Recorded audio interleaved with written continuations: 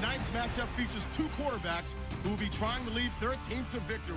It's the Black Knights going up against the Broncos. Set for the call of this Week 15 matchup, here are Brandon Godden and Charles Davis. Okay, Larry, we are located a couple miles west of the Colorado State Capitol building here in downtown Denver. Tonight, Week 15 begins with a great Thursday night matchup between the London Black Knights and the Denver Broncos. Let's go.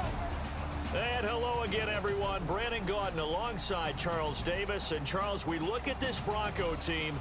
They come into this one off a bit of a clunker last time out, a loss that ended their 5-game winning streak. Meanwhile, for the visiting Londoners, they've come in on a nice run of recent form, 4 wins. So guys, welcome to today's game. We're against the Denver Broncos, and it's going to be a battle of the defences, that's for sure. They've got, I think, the best defence or the second best defence in the NFL, and we've got the best or the second best defence in the NFL. Not sure what way round it is, but it's going to be a very defensive game today. So pretty much like a chess match, and there'll be a lot of picks, hopefully, and a lot of good defensive play. But starting off here, Paxton Lynch coming out throwing dots on this drive. And I don't know if you guys know, I didn't know, but Paxton Lynch is actually about 6'8". That's unbelievable. He's an absolute giant. Him and Brock Osweiler are actually insanely tall. I mean, I don't think about them being that tall, but hell, they're absolute giants. But on the first drive there, they try and kick a field goal from their own half. They do get the distance, but they don't get the direction, so they miss it.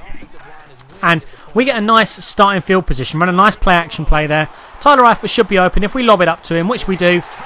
But we're lobbing it into the zone of the Pro Bowler, Super Bowl MVP, Von Miller. So he comes down with a pick there. Not known for his interceptions, to be honest. He's known for being an insane blitzer, as I'm sure you guys know. And Childress there seems to be learning a bit from Von Miller. Coming up with a really nice sack, forcing the Broncos to punt. But we're coming towards the end of the first quarter.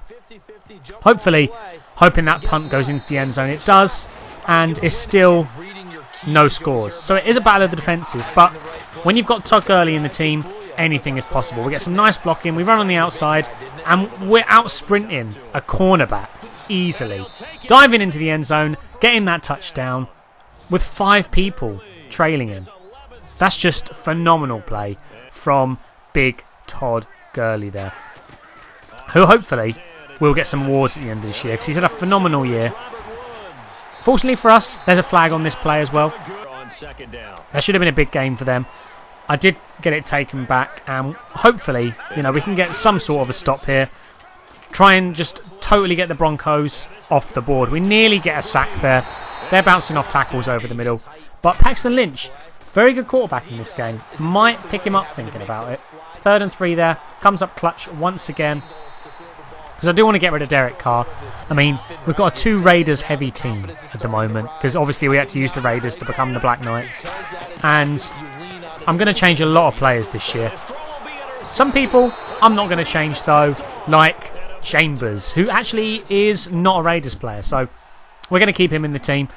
Corey Chambers, I think his first name is. He's one of the regen players, or the players you can scout in the game. But Derek Carr, we're going to roll out here. 2nd and 18. We needed to get some sort of gain. I'm going to take the safe yards with Derek Carr there. Get a nice 9-yard rush. 4th and 9. I'm feeling confident on my defence, so I'll go with this. I know someone's going to be open, whether it be Tyler Eifert or I think that was Josh Gordon over the right-hand side there. But someone will be open, making some good gains up the field there. And we're just going to keep pounding the rock with Todd Gurley here. He's coming up big. As you can see from his average rush yards there, he was just playing phenomenally this game. So I'm going to abuse him where I can. Try not to include too many run plays in the highlights. So try and include the throws where I can. Like that one there. Derek Carr throwing to Tyler Eifert. And I'm so glad I got Tyler Eifert in. Probably the best tight end in the game besides Gronkowski. And I didn't want to get Gronkowski in because I'm sure a lot of people use him in their career modes. Whereas Tyler Eifert, a little bit younger. And arguably just as good. So we're going into the second half here. We're 10-0 up. I'll take that. Broncos do have a few players that I might pick up next year, actually. The defence is unbelievable. As you can see, play action, they're reading it perfectly. They're sending 2 heavy blitzes. I was hoping this time it would work, but Brandon Marshall, one of the players I'm actually thinking of getting next year, is going to come up big. But we're going 4 verts. Someone should be open by the way they lined up. There are a few people who could potentially be open. Luckily for us, that's why I get Tyler Eifert. He's too good in this game. He comes up with catches that he just shouldn't. I'm going to try a play action play again. I don't think they're going to blitz too many, and we're going to take the safe rush with Derek Carr there. And I want to get a mobile quarterback in. So if you guys do want me to draft a quarterback, I'll happily do that. Or if you want me to get another one in, once again, as per usual, let me know down in the comments. And if you are enjoying the video up to this point as well, smash a like down below and subscribe to the channel. Not sure how many new subscribers we'll get from these videos, but you never know. If you are watching, give it a subscribe if you are enjoying it. But we're back on offense here. Did get forced to punt. We forced the Broncos to punt again. And going into the 4th quarter, we're going to end on a touchdown. 17-0 up. It could be game over, but they could get a few quick scores on the board. And we haven't been scoring easily. So if they get 2 touchdowns, it's going to be a tough game for us. Some games just seem a lot harder than others. Not sure exactly what it is. Sometimes the computer seems to be playing at another level. This game, fortunately they didn't for us. As you can see, I'm putting loads of weird plays. Trying a lot of weird plays at the moment, actually. I was just going through a lot of different formations I don't usually use, just to see if I can find any good money plays. And 4th and 6 here. I do want to get a shot out at this point. I think we can get it. We're sending in some nice pressure. Should have got a pick there, to be honest. Not sure how that isn't a pick. Even I could have caught that. But 2 minutes on the clock. 17-0. They've still got their timeouts. So we do need to get a first down at some point. But we're just going to get Todd Gurley the ball and get him some rushing yards. You can see 6 rushes, 78 yards. I mean, we weren't running with him too much. But whenever we did, it was coming up big. I was just trying to get the big passing plays involved. But as you can see, he just breaks so many tackles. I think he's going to have the most broken tackles in the league by about 30 or 40 over anyone else. As you can see, he's broken about 5 tackles on that one play there. It's absolutely outrageous watching him play. And I mean, he is that good in real life. Not being standout this year so far, but I'm sure he'll... Actually, Rams are playing the Lions this week, aren't they? So he'll probably come up big this week. This will be his breakout week, where he gets 200 plus yards rushing against a Lions defence who cannot defend the run. To be honest, they're just getting lucky to have much defence at the moment. Besides the secondary, the linebacker core just isn't doing what it should be doing at the moment. But anyway, tangent aside, we are going to try and get a nice read option here. They're sending about 3 players to hit Derek Carr hard. Fortunately, we don't fumble, but we're forced to 3rd and 8. And I know we can get some sort of gain here. What I'm going to do is I'm going to try and make them think we're not going to run it to the right. Unfortunately, he does stop off on the right, and he should have stopped us there.